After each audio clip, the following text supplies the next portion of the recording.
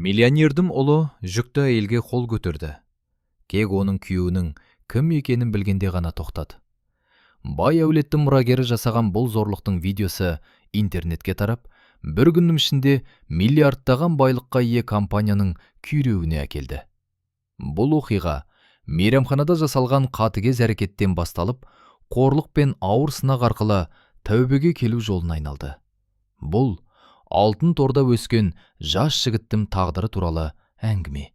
Кейін ол аурухананың босану бөлімінде жұмыс істеуге мәжбүр болды.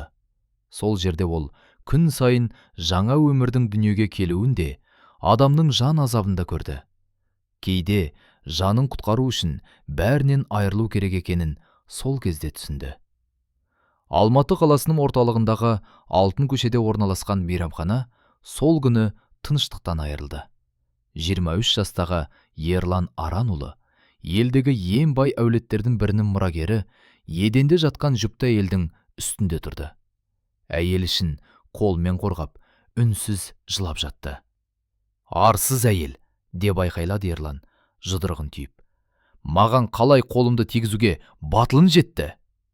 Барлығы жай ғана кездейсоқ жағдайдан басталды. Әйел үстелдердің арасымен өтіп бара жатып, оның шынтағына тиіп кеткен. Сол сәтте табағындағы тұздық Ерланның қымбат көйлегіне төгілді. «Ерлан, тоқта!» деп айқайлады достары. Бірақ ешкім ашуға булыққан бай мұрагерді тоқтатуға батпады. «Бұл кедейлерге сабақ болсын!» деді ол. Ерлан аяғын көтеріп, әйелдің бүйірінен тебуге оқталды. Сол сәтте даяшы Қайсар олардың арасына секіріп түсті. «Мырза, өтінемін, тоқтаңыз, ол жүкті!» деді ол. «Маған бәрібір, өз орнын білсін!» деп жауап берді Ерлан. Әйел ішін ұстап, баяу орнынан тұрды. Оның жүзінде ашу емес, ерекше сабыр бар еді. Ол Ерланға мұқият қарап, жүзін есінде сақтап тұрғандай болды. «Менің атым Ләззат Есенқызы», деді ол жай ғана. «Ал мен Ерлан Аранұлы», деп айқайлады ол артынан. «Көзіме қайта түспе». Алайда бұл оқиғаны кемінде 5 адам ұялы телефонына түсіріп алған еді. 10 минуттан кейін бейне жазба әлеуметтік желілерге жүктелді. Кешке қарай 1 миллион қаралым, түн ортасында 10 миллионнан асты. Таңертең бұл бейне жазбаны бүкіл аймақ көрді. Барлық ақпарат құралдары бір тақырыпты жарыса жариялады. Бай мұрагер жүкті әйелді соққыға жықты. Таңғы сағат 6-да Ерланның әкесі Рахымжан Аран, ірі компанияның басшысы, баспасөз хатшысынан қоңырау алды. «Мырза, бізде өте үлкен мәселе бар», деді ол. Сағат 9-да компания кеңсесінің алдына журналистер жиналды. Инвесторлар тоқтаусыз қоңырау шалып, түсініктеме талап етті. «Әке, не болып жатыр?» деп сұрады Ерлан асханаға түсе сала. Рахымжан Аран үндеместен теледидарды қосты. Экранда кешегі мейрамханадағы бейнежазба қайта-қайта көрсетіліп жатты. «Мынау сен бе?» деп сұрады ол салқын үнмен. «Иә, бірақ мен өзімді қорғадым. Ол бірінші тиісті», деді Ерлан. «Өзімді қорғадым дейсің бе?»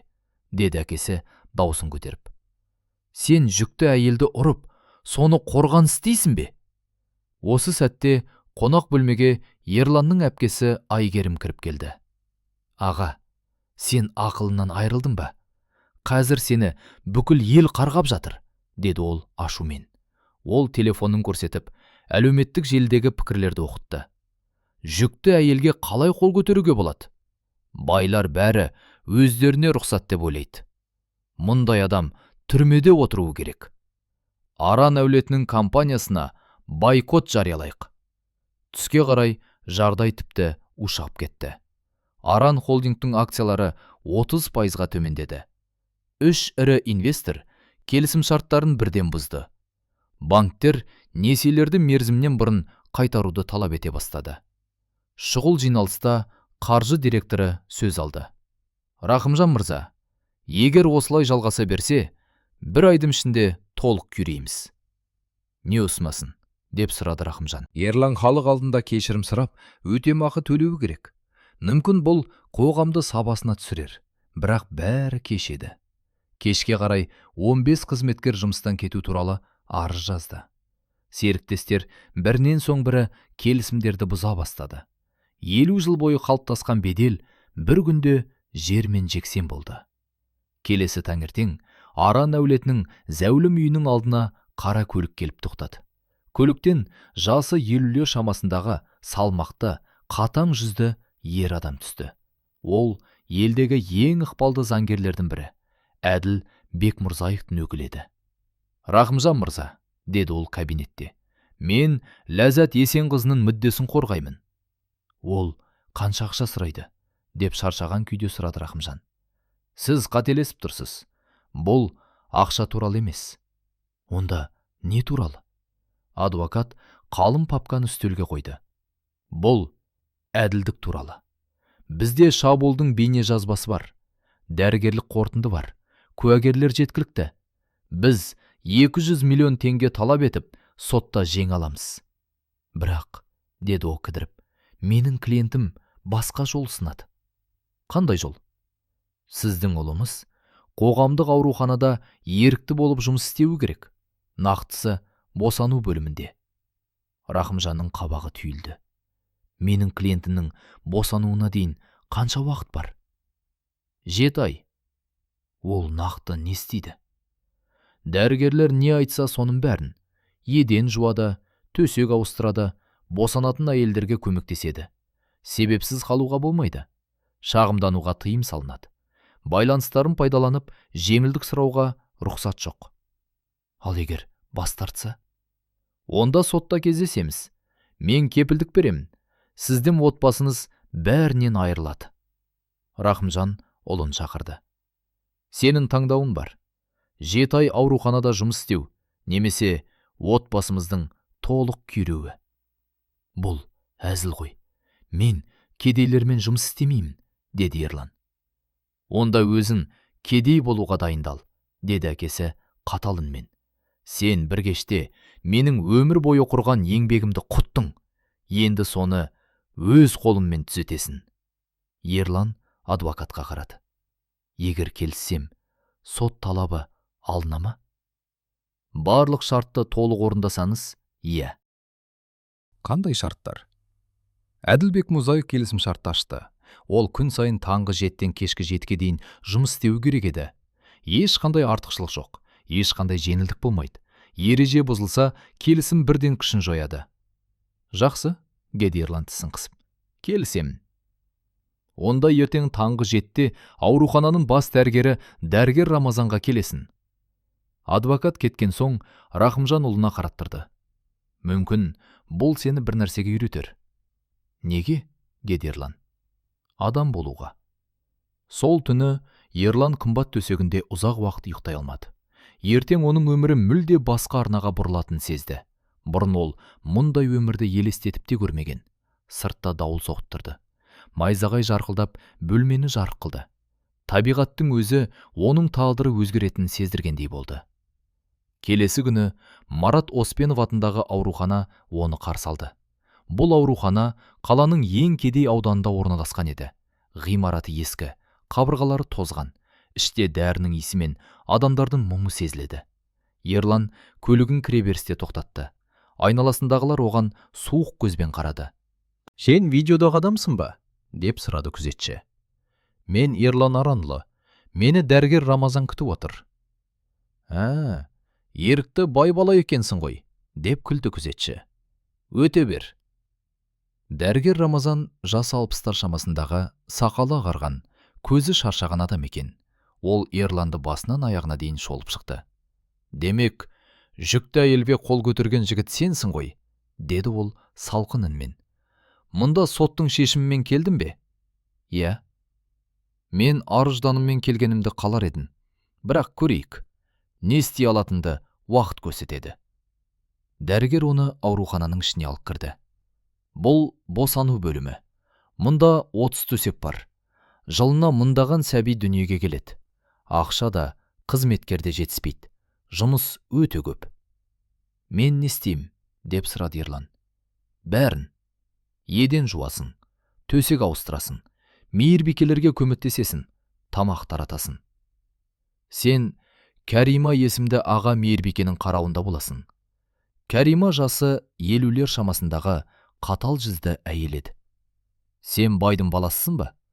Мұнда демалуға келдің деп ойлама, деді ол. Мен жұмыс істеуге келдім, деді Ерлан. Көрерміз. Міне швабра, міне шелек. 3-ші палатадан бастайсың. Бір дақ қалмасын. Ерлан швабраны қолын алды. Ол оған ауыр көрінді. Өмірінде алғаш рет өзі бір бөлме тазаламақ еді. 3-ші палатада әртүрлі мерзімдегі 4 жүкті әйел жатты. Олардың бірі оны көріп, «Мынау теледидардағы жігіт қой, жүкті әйел тұрған. Ол мұнда не істеп жүр? Түрмеден құтылу үшін келген шығар», деді. Сол сәтте Ерлан алғаш рет өзін шынымен төмен түскендей сезінді. Ерлан үнсіз еден жуа бастады. Қорланғанның қолдары дірілдеп тұрды. Өмірінде ешкім оған мұндай қатты сөйлеп көрмеген. «Ей, ханзада!» деп айқайлады әйелдердің бірі. «Мынаны дұрыстап тазала. Қарашы, қаншама кір бар». Ерлан тісін қысып үндемей жұмысын жалғастырды. Түске қарай белі сырқырап, қолдары күлдіреп кетті. Қымбат көйлегі кір болды. «Қалайсың, ханзада?» деп сұрады аға мейірбике Кәрима. «Әлі ойыңнан қайтпадың ба?» «Жоқ», деді Ерлан қысқа ғана. «Бекер. Мұнда сен сияқты адамдарға оңай болмайды». Түстен кейін оны төсек орнын ауыстыруға жіберді. Бір палатада 16 жастағы Айнұр деген қыз жатты. Ол жүктіліктің 8-ші айында еді. Көз жасы тоқтар емес. «Не болды?» деп сұрады Ерлан, өзі де күтпей. «Саған не?» деп жылап жауап берді қыз. «Сен бізді жек көресің ғой, бәрімізді кедей, қайыршы дедің». Бұл сөздер Ерланға қатты тиді. Ол үнсіз қалды. «Неге жылап отырсың?» деп жай ғана сұрады ол. «Себебі босанудан қорқам». Баланың әкесі білген соң қашып кетті. Ал анам мені үйден қуып жіберді. Осы сәтте Ерлан адам қайғысын алғаш рет жақыннан көрді. Кино мен жаңалықта емес, тірі адамның көз жасында. «Қайда тұрып жүрсің?» деп сұрады ол. «Көшеде. Ауруханаға тек тексерілуге келем». «Мұндай жағдайда көшеде жүру қиын ғой». «Басқа амал жоқ», деді қыз. Ерлан не айтарын білмеді. Төсек ауыстыра берді. Бірақ қыздың сөзі ойынан кетпеді. Кешке қарай аға мейірбике Кәрима оны шақырды.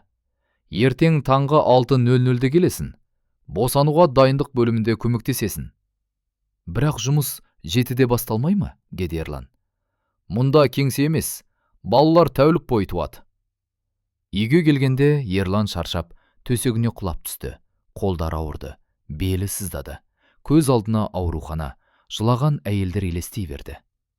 «Қалай, ханзада?» деп сұрады әпкесі Айгерім кешкі ас кезінде. «Қарапайым жұмысшы болып ойнау ұнады ма?» «Үндеме», деді Ерлан.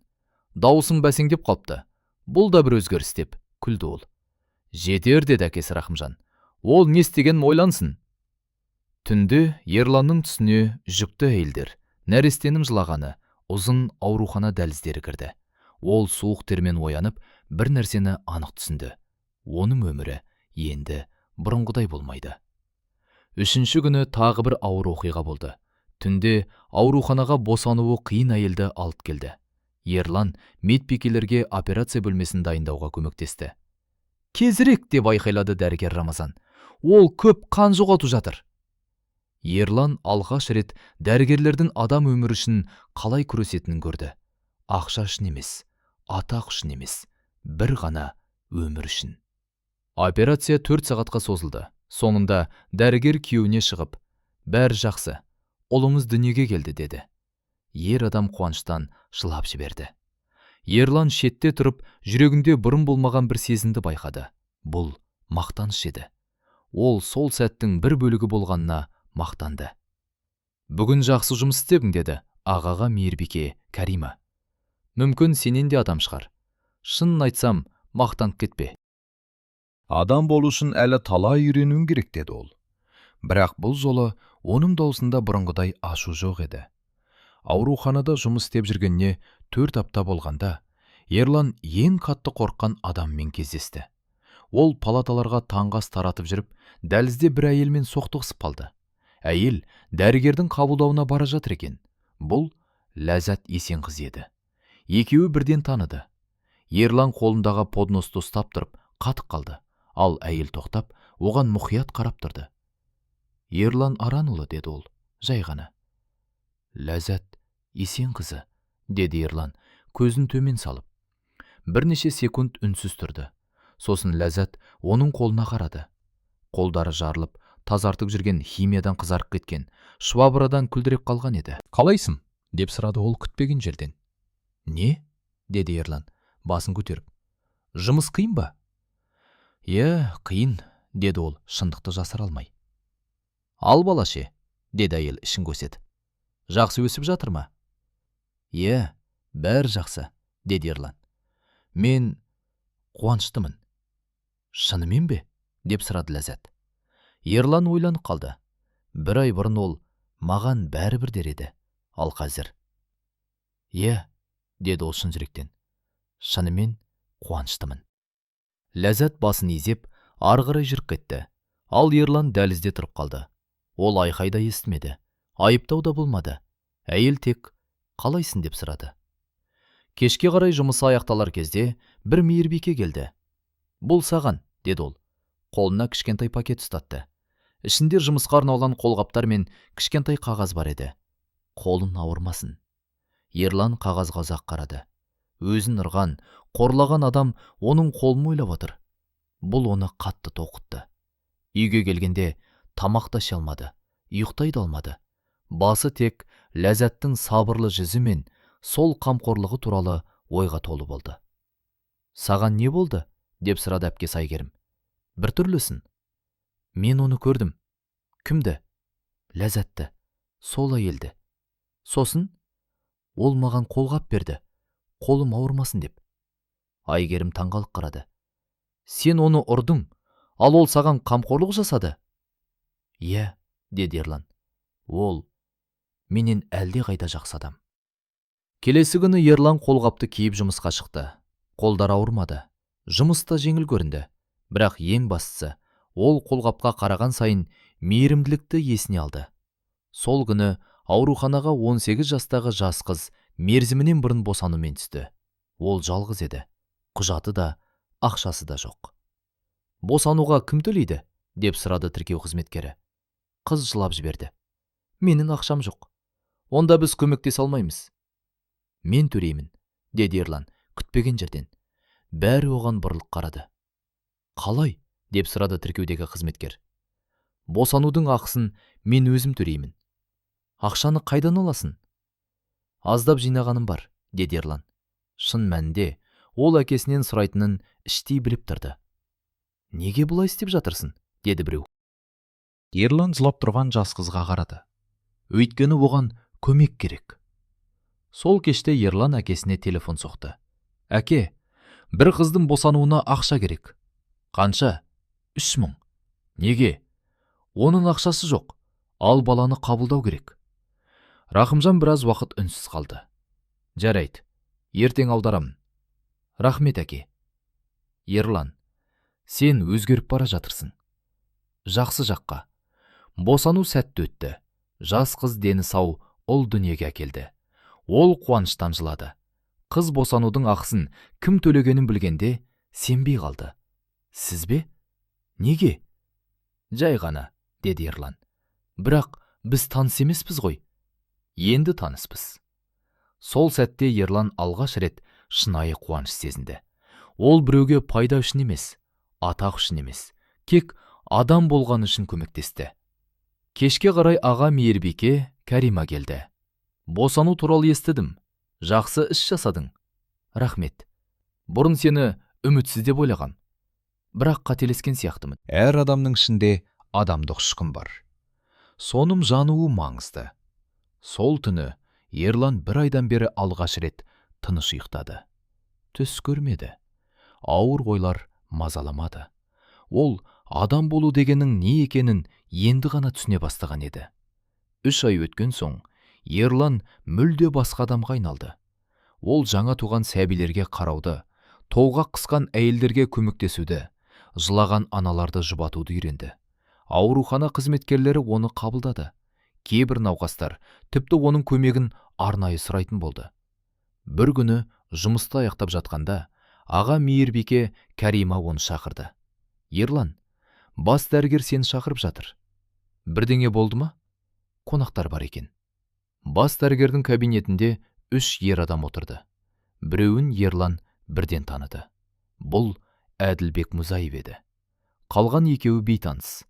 Бірі әскери формадағы 40-тар шамасындағы ер адам, екіншісі жасы үлкен, қымбат костюм киген кісі. Ерлан, таныс бол, деді Әділбек Мұзаев. Бұл Мәди Аранұлы, полковник. Аранұлы? Кеп таңғалды Ерлан. Біз туыспыз ба? Иә, деді әскери адам сабырмен. Мен сенің көкеңмін. Әкеңнің үлкен ағасымын. Әкем оның жоқ екенін айтатын. Әкең көп нәрсені жасырған, деді Мәди ащы жымиып. Соның ішінде мені 20 жыл бұрын қаза тапты дегенде бар. Бірақ көріп тұрсың, тірімін. Мен бейбітшілік күштерінде, кейін жеке әскери құрылымдарда қызмет еттім. Жақында ғана елге оралдым. Ерлан адвокатқа қарады. Бұл не үшін? Өйткені, деді үшінші адам, Ләззат Есенқызы Мәди Аранұлының жары. Дұрыс, деді Мәди. Біз өткен жылы үйлендік. Ол менің балама жүкті. Ерланның басы айналып кетті. Сонда мен өз көкеннің әйеліне қол көтергенмін бе? Дәл солай. Неге ол мұны бірден айтпады? Мәди терезе жанына барып тоқтады. Біз сендердің әулетте адамдық қалды ма жоқ па, соны білгіміз келді. 20 жыл бұрын мен әкеңмен қатты ұрыстым. Ол ақшаны адамнан жоғары қоятын. Байлық бәріне рұқсат береді деп ойлайтын. Сол үшін мен бұл отбасынан кеттім. Мұндай өмірдің бір бөлігі болғым келмеді. Осы сәтте кабинетке Ләззат Есенқызы кірді. Мейрамханада болған жағдай кездейсоқ еді, деді ол. Мен сені байқамай қағып кеттім. Ал сен сол сәтте өзіңнің қандай адам екеніңді көрсеттің. Ол күйеуінің жанына отырды. Бірақ кейін біз саған өзгеруге мүмкіндік беруді шештік. Ал үкім қандай? Деп сұрады Ерлан жай ғана. Оны менен емес, Кәримадан сұраңдар, деді Мәди. Ол есік алдында тұрған аға мейірбике Кәриманы, бас дәрігер Рамазанды және Ерлан көмектескен қыздарды көрсетті. Кәрима алға шықты. 3 ай бұрын мұнда тек өзін ойлайтын ерке бай бала келген еді. Ал қазір мен басқа адамды көріп тұрмын. Ол түнде ауыр халдегі ананың жанында отырады. Өз ақшасына кедей қыздардың босануын төлейді. Тыңдауды, жанашыр болуды үйренді. Бірақ бұл әлі жеткіліксіз, деді Мәди. Бұл шын өзгеріс пе, әлде уақытша ма? Оны уақыт көрсетеді. Енді не істеуім керек? Деп сұрады Ерлан. Сен бізбен бірге болуың керек, деді Ләззат. Мен босанғанда қасында бол. Жаңа өмірдің қалай дүниеге келетінін көр. Содан кейін ғана біз сені кешіреміз бе, жоқ па шешеміз. Ал әкем ше?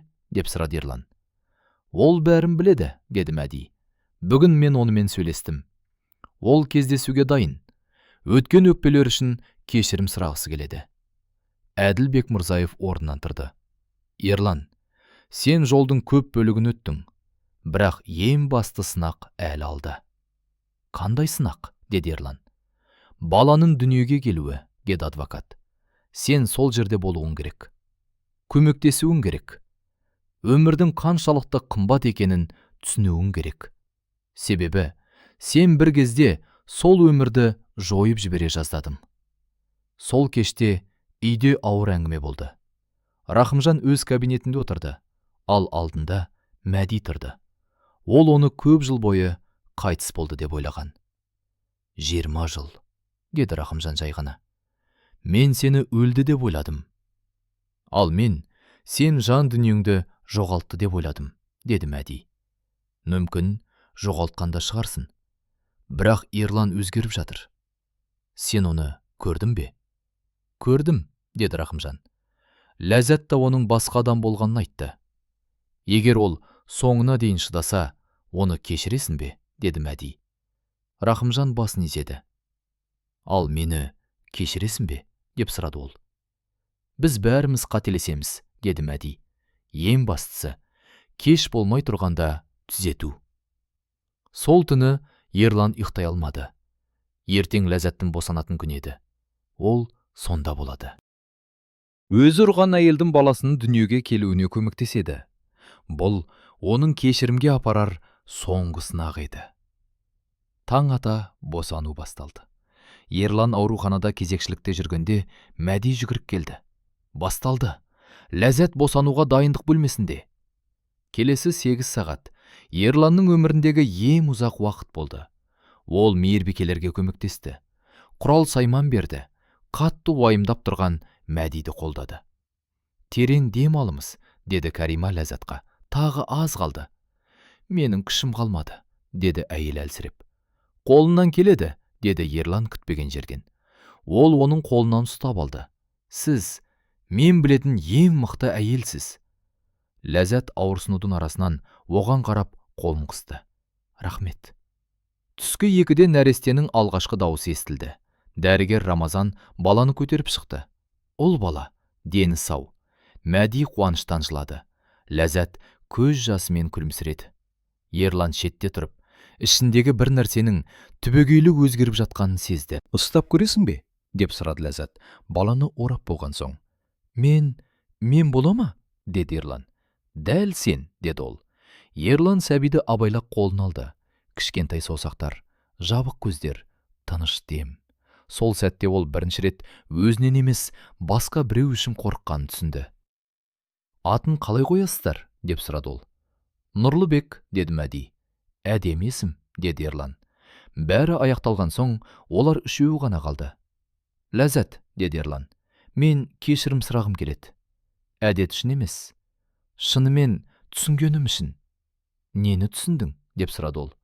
Ерлан ұйықтап жатқан Нұрлыбекке қарады. Мен әлемді осындай ғажайыптан айыра жаздағанымды түсіндім. Сендер үшін ең қымбат нәрсеге зиян тигізе жаздадым. Және өмір бойы адамдарға зат сияқты қарағанымды ұқтым. Ақша бәріне рұқсат береді деп ойладым. Енді мен түсіндім, деді Ерлан. Әр адам қымбат. Ауруханадағы еден жуатын әйел кез келген миллионерден маңыздырақ. Себебі ол адамдарға көмектеседі. Ләззат күйеуіне қарап алды. Мәди, не дейсің? Деді ол. Кешірімді сөзбен емес, іспен дәлелдеу керек, деді Мәди. Мен дайынмын, деді Ерлан нық дауыспен. Не істеуім керек? Жай ғана өзім бол, деді Ләззат. Бірақ бұрынғы емес, жаңа өзім. Және басқаларға жақсы болуға көмектес. Олар палатадан шыққанда сыртта Рахымжан мен Айгерім күтіп тұрды. Әкекесі ұлына ұзақ қарап тұрды. Қалайсың? Деп сұрады ол. Ұл бала туды. Нұрлыбек деп қойдық. Ал сенің ішкі жағдайың қалай? Ерлан ойланып қалды. Өмірімде алғаш рет дұрыс өмір сүріп жатқанымды сезіп тұрмын. Онда менде бір ұсыныс бар, деді әкесі. Қандай? Компанияны өзгерткім келеді. Табысымыздың жартысын қайырымдылыққа береміз. Жалғызбасты аналарға көмектесетін қор ашамыз. Соған жетекші болғың келе ме? Мен бе? Бірақ мен бизнесті білмеймін ғой. Ал адамдарға көмектесуді білесің, деді Рахымжан. Ол бәрінен маңызды. 5 жыл өтті. Сенбі күні таңертең Аран әулетінің ауласында балалардың күлкісі естіліп тұрды. Нұрлыбек қазір 5 жаста. Ерлан өз салған ойын алаңында басқа балалармен ойнап жүр. Ал Ерлан қазір медбике әрі еріктілер бағдарламасының үйлестірушісі еді. Ол Айнұрға, ауруханада танысқан сол қызға, қазір оның жарына, кір жууға көмектесіп жүрді. Бұрын сен сондай адам болғаныңа сену қиын, деді Айнұр. Иә, нағыз жаман адам едім, деп күлді Ерлан. Бірақ адамдарға мүмкіндік берсе, олар өзгере алады. Рахымжан қазір елдегі ірі қайырымдылық қорлардың бірін басқарып жүр. Айгерімнің егіз балалары бар. Ол өзі ашқан аналарға арналған баспанада оларды тәрбиелеп отыр. Әке? Деп сұрады Нұрлыбек. Ерлан көке бұрын шынымен жаман болған ба? Иә балам, деді Мәди шындықты жасырмай. Бірақ кейін ол жақсы болудың әлде қайда дұрыс екенін түсінді. Ол қалай түсінді? Жақсы адамдарды кездестірді. Олар оған дұрыс жолды көрсетті. Екінші баласына жүкті Ләззат көлеңкеде отырып осы бақытты көрініске қарап отырды. 5 жыл бұрын бәрі бір қатыгез әрекеттен басталғанына сену қиын еді. Не ойлап отырсың? Деп сұрады ерлан жанына отырып. Кейде ең қорқынышты оқиғалар ең әдемі өзгерістерге әкеледі деп ойлап отырмын, деді Ләззат. Сол кезде сотқа бермегеніңе өкінбейсің бе? Жоқ, деді ол. Сот сені жазалар еді, бірақ өзгертпес еді. Ал мен сенің жақсы адам болғаныңды қаладым. Болды ма? Деп сұрады ерлан. Ләззат жымиып басын изеді. Иә, болды.